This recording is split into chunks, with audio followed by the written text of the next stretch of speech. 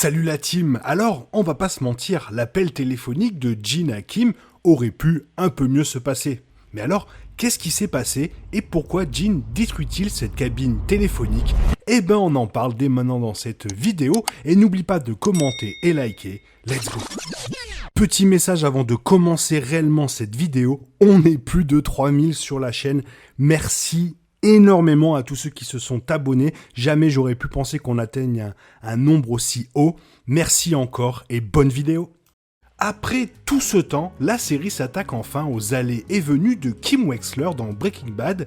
Et tout d'abord, Fun and Games a révélé qu'elle et Jimmy avaient rompu à cause du meurtre d'Howard et leur séparation signifiait que le personnage de Rhea Seehorn avait quitté la ville des années avant que son ex-mari ne rencontre Walter White et Jesse Pinkman. Because I was having too much fun.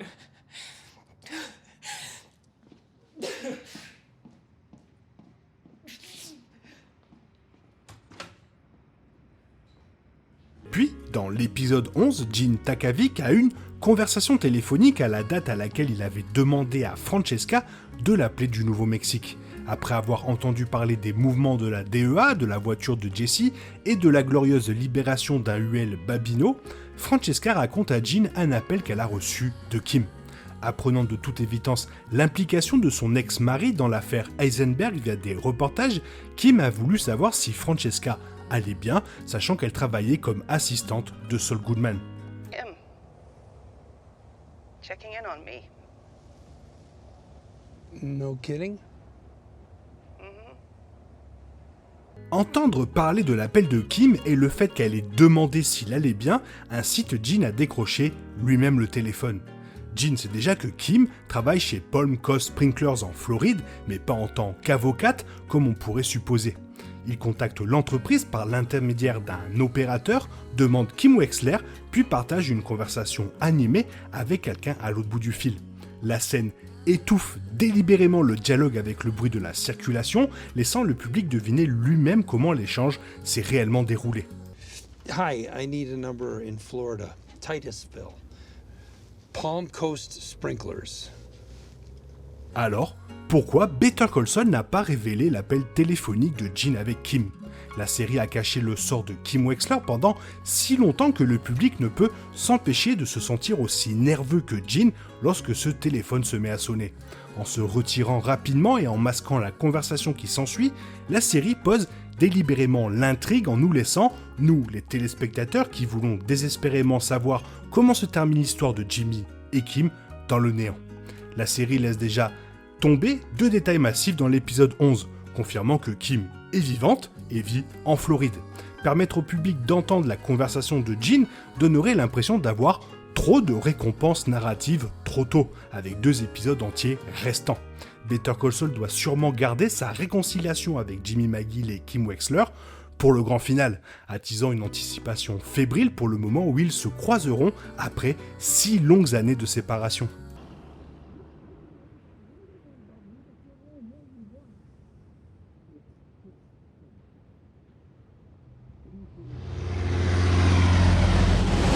Cette tactique délicieusement exaspérante maintient également le plus grand mystère de Better Call Saul, en vie jusqu'à la toute fin.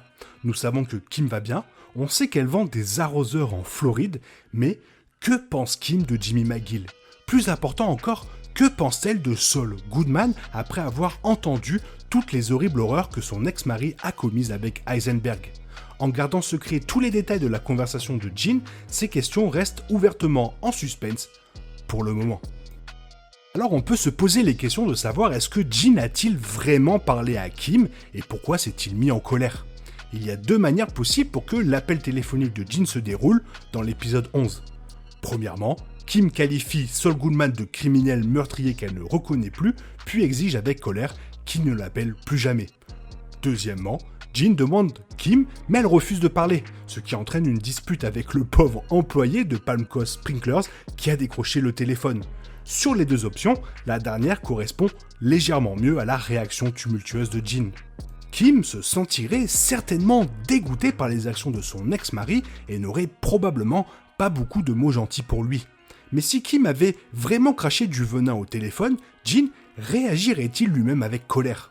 Compte tenu du respect qu'il porte à Kim et du regret qu'il éprouve face à la situation d'Eisenberg, Jin n'est guère en mesure d'agir sur la défensive. Si Kim est venu sur la ligne et lui a crié dessus avec dégoût, Jin aurait probablement accepté le coup de langue et aurait été heureux d'entendre que Kim s'en souciait, car c'est déjà ça. Et en tant que tel, Jin ne parle probablement pas à Kim dans la scène de la cabine téléphonique de l'épisode 11. Plus probablement, sa demande a été accueillie par « Elle ne veut pas vous parler ». Et Jin a explosé sur le pauvre messager, qui sera pardonné d'avoir raccroché. La frustration que Kim ne l'entende même pas est une meilleure explication de la rage de Jin. It's on a road, it's named after a fish. Tarpon Road, right. Et on peut aussi se demander ce que cet appel téléphonique de Jin signifie pour le destin de Kim et la série. Que Jin ait partagé une conversation tendue avec son ex-femme ou ait rencontré un mur de briques impénétrable, l'épisode 11 confirme que les sentiments de Kim envers lui ne sont pas vraiment positifs. Kim Wexler et Jimmy McGill se sont séparés en mauvais termes. Kim en est venu à croire que leur relation était une force destructrice toxique qui ne devrait tout simplement pas exister. Maintenant, Kim sait tout, et elle sait vraiment tout. Ah, j'ai bugué. Maintenant, Kim sait tout sur les actions de Jimmy en tant que Saul Goodman et comment sa conséquence sombre n'a fait que s'enfoncer après leur séparation. Elle aurait peut-être demandé à Francesca si Jimmy était toujours en vie, mais Kim a manifestement peu d'intérêt à construire des ponts ou à raviver de vieilles flammes dans la chronologie de Jin. Si Better Call Saul doit se terminer par une réunion heureuse, Jin doit donc prouver d'une manière ou d'une autre qu'il est un homme changé. Conduire en Floride avec un bouquet de fleurs acheté sur le bord de la route ne suffit pas. Jin doit trouver un moyen de faire écouter Kim, puis s'expliquer d'une manière qui l'a fait changer d'avis. Ou peut-être qu'il ne le fait pas. L'épisode Breaking Bad de Better Call Saul, saison 6, explique fortement que Kim évite Jin parce qu'elle est contrariée ou en colère. Peut-être qu'elle essaie en fait de résister à la tentation de reprendre le partenariat en tant qu'amateur escroc. Kim aurait pu devenir si désespérément vite du fait de vendre des arroseurs qu'elle aspire à retrouver son ancienne vie, et c'est qu'une conversation avec Jimmy la ramènera dans le game.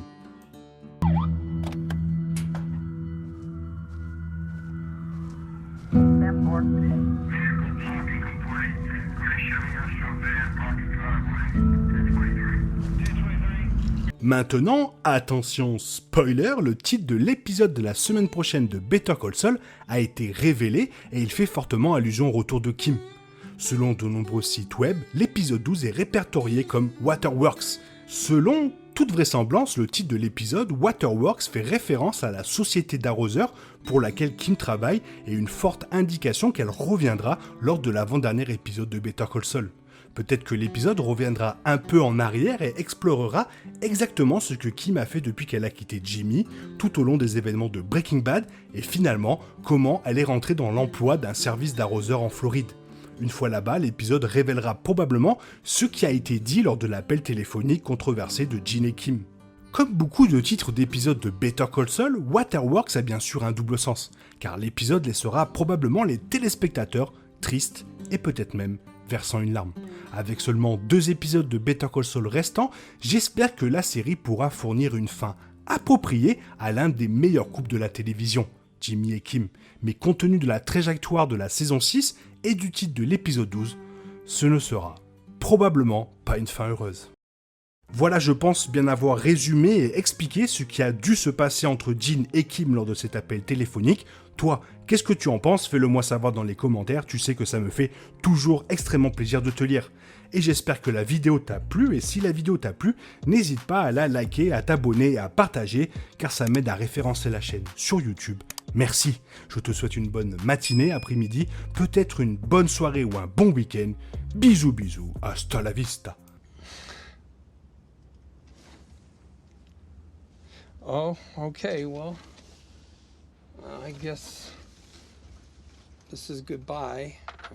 Hello? Hello?